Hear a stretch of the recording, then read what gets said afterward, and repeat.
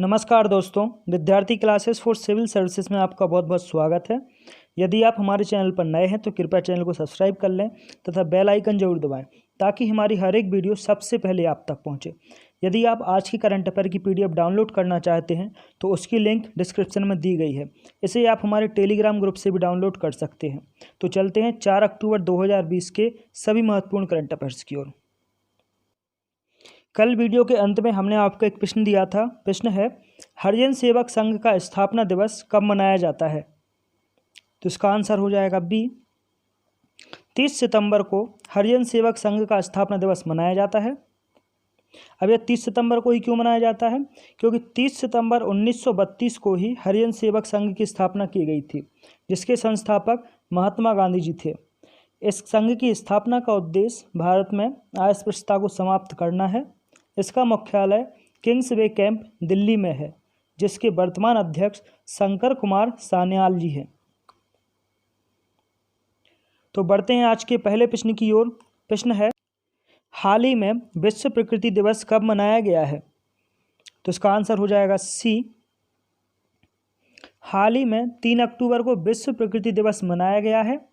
इस दिन को मनाने का उद्देश्य प्रकृति की स्थिति, जलवायु परिवर्तन के कारण आने वाली चुनौतियों के बारे में जागरूकता पैदा करना है। विश्व प्राकृतिक संगठन द्वारा 3 अक्टूबर 2010 को इस दिन को पहली बार मनाया गया था। अब यदि बात की जाए विश्व प्राकृतिक संगठन की, तो यह एक अंतर सरकारी संगठन है जो पर्यावरण की सुरक्षा के लिए काम करता है।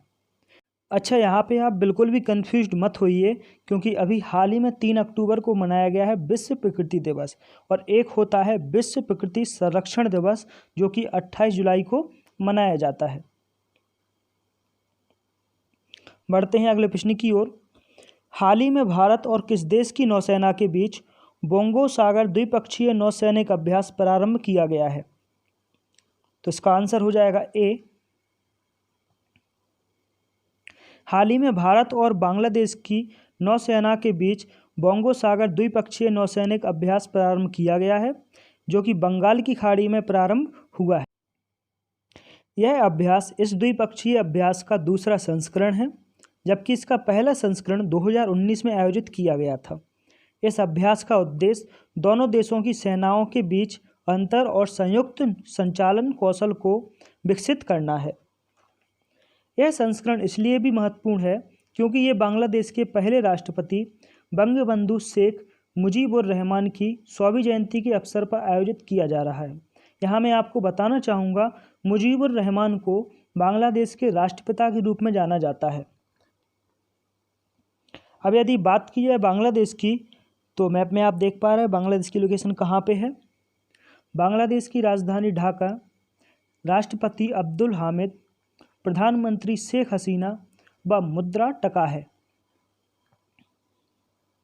बढ़ते हैं अगले प्रश्न की ओर। हाल ही में किस राज्य की डल्ले खुर्सानी मिर्ची को भौगोलिक संकेत अर्थात जीआई टैग मिला है?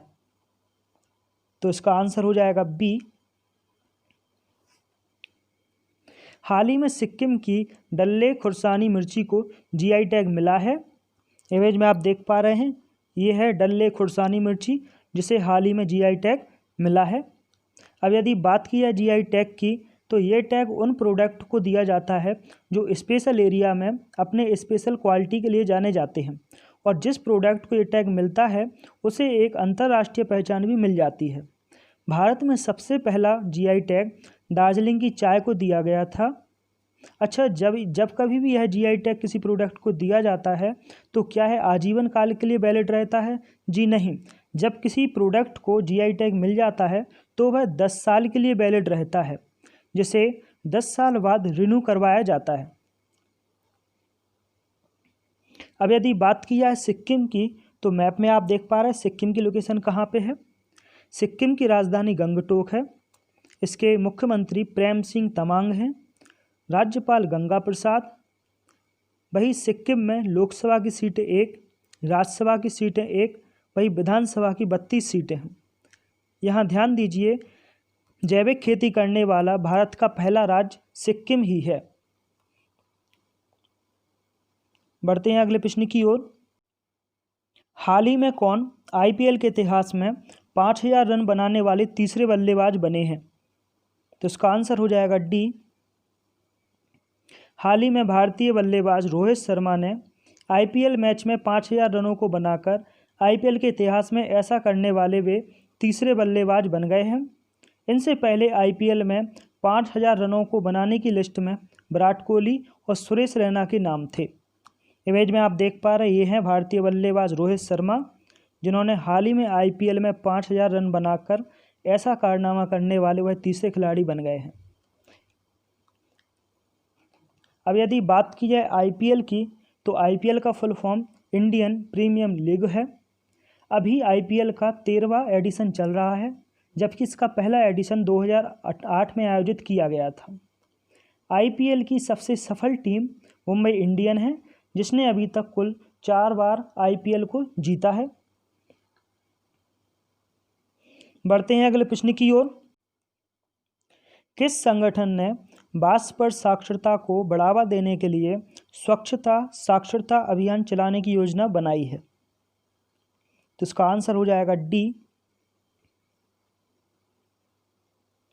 हाल ही में नाबार्ड ने पूरे देश के 2000 गांवों में बांस अर्थात वाटर सैनिटाइजेशन और हाइजीन पर साक्षरता को बढ़ावा देने के लिए 1 लाख ग्रामीण आबादी को कवर करते हुए स्वच्छता साक्षरता अभियान शुरू किया गया।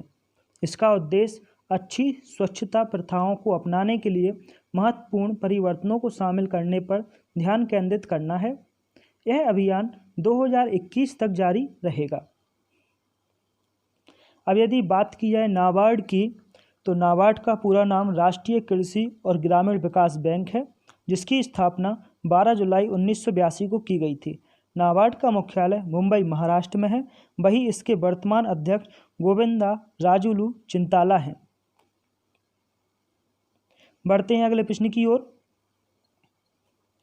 हाल ही में प्रधानमंत्री नरेंद्र मोदी द्वारा उद्घाटन की गई दुनिया की सबसे लंबी राजमार्ग सुरंग का नाम क्या है? तो इसका आंसर हो जाएगा बी।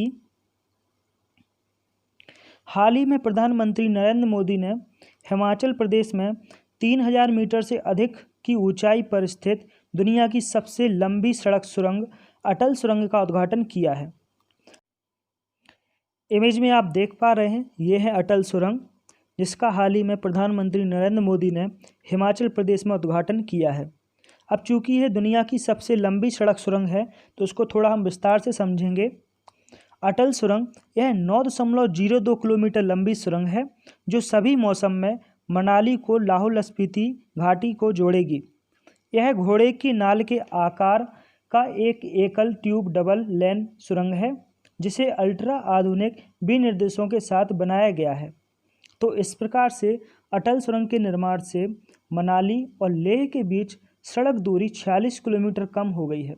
वही यात्रा के समय में 4 से 5 घंटे की कमी आएगी।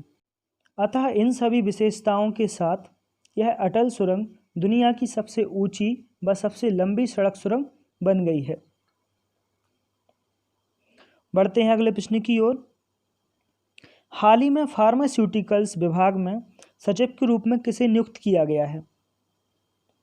तो इसका आंसर हो जाएगा बी। हाल ही में एस अपर्णा जी को फार्मास्यूटिकल्स विभाग में सचिव के रूप में नियुक्त किया गया है। इन्होंने डॉक्टर पीडी वाघेला की जगह ली है, जिन्हें ट्राई के अध्यक्ष के रूप में नियुक्त कर दिया गया है। इमेज में आप देख पा रहे ये हैं एस अपर्णा जी, जिन्हें हाल ही में फार्मास्यूटिकल विभाग में सचिव के रूप में नियुक्त किया गया है। बात की जाए एस अपर्णा जी की, तो यह 1988 बैच की गुजरात कैडर की आईएएस अधिकारी हैं। ये 2017 में विश्व बैंक में कार्यकारी निदेशक के पद पर काम कर चुकी हैं एवं गुजरात में मुख्यमंत्री के प्रधान सचिव के रूप में भी इन्होंने अपनी सेवाएं दी हैं। अब यदि बात की जाए फार्मास्यूटिकल विभाग की, तो इसकी स्थापना 2008 में हुई थी, जो कि रसायन और उर्वरक मंत्रालय के तहत काम करता है। वर्तमान में रसायन और उर्वरक मंत्री डी सदानंद गौड़ा जी हैं। बढ़ते हैं अगले प्रश्न की ओर। स्वास्थ्य वृद्धावस्था दशक 2020-30 कब से शुरू किया गया है? तो इसका आंसर हो जाएगा ए। 1 अक्टूबर 2020 अर्थात अंतर्राष्ट्रीय वृद्ध दिवस पर स्वास्थ्य मंत्री डॉक्टर हर्षवर्धन ने स्वास्थ्य वृद्धावस्था दशक 2020-30 को प्रारंभ किया है। इसका उद्देश्य बुजुर्गों से जुड़ी समस्याओं को मुख्य धारा में लाना और सेवाओं की गुणवत्ता को सुनिश्चित करने के तरीके खोजना है। बढ़ते हैं अगले प्रश्न की ओर। स्वच्छ भारत मिशन 2020 के पुरस्कारों में किस राज्य ने स्वच्छ सुंदर सामुदायिक शौचालय श्रेणी के अंतर्गत पहला स्थान प्राप्त किया है? तो इसका आंसर हो जाएगा डी। हाल ही में स्वच्छ सुंदर सामुदायिक शौचालय श्रेणी के अंतर्गत प्रथम पुरस्कार गुजरात ने प्राप्त किया है।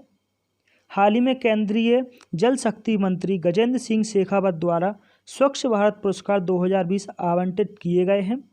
सामुदायिक शौचालय अभियान में राज्य स्तर पर गुजरात व उत्तर प्रदेश सर्वश्रेष्ठ प्रदर्शन करने वाले राज्य बने हैं। अब यदि बात की है स्वच्छ भारत मिशन की, तो यह भारत सरकार द्वारा खुले में शौच को समाप्त करने और ठोस अपशिष्ट प्रबंधन में सुधार करने की एक पहल है। इसकी शुरुआत 2014 में की गई थी। यह पहल शहरी और ग्रामीण स्तर पर कार्यरत है। बढ़ते हैं आज के अंतिम प्रश्न की ओर।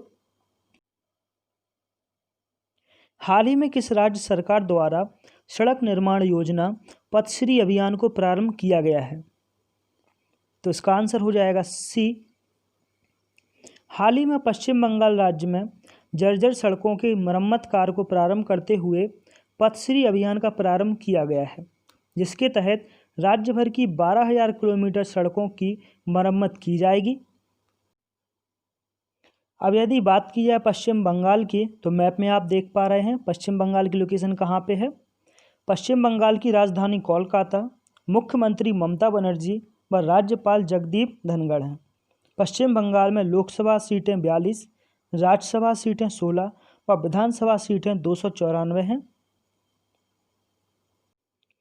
तो दोस्तों ये रहा आपके लिए प्रश्न है अंतर्राष्ट्रीय अहिंसा दिवस किस दिन मनाया जाता है?